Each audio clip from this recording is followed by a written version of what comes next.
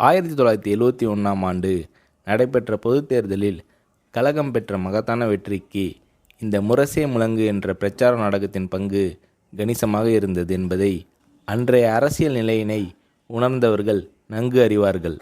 இந்த நாடகம் மக்கள் மத்தியில் பெரும் பாராட்டினை பெற்று வெற்றி நாடகமாக அமைந்தது.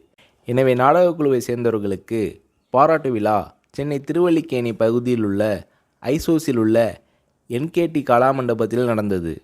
எம்ஜிஆரும் கலந்து கொண்டார். தலைவர் கலைஞர் இந்த பாராட்டு விழாவில் தளபதி மு.க. ஸ்டாலின் அவர்களுக்கு கணையாழி அணிவித்து கேடயம் வழங்கி பாராட்டினார்.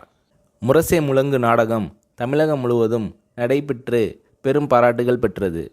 நாடகத்தில் தலைவர் கலைஞர் வேடமேற்று தளபதி பேசிய போது பார்த்து ரசித்த மக்களுக்கு புலிக்கு பிறந்தது பூனையாகுமா, மூக்காவை போல் இவரும் வருவார் என்றனர்.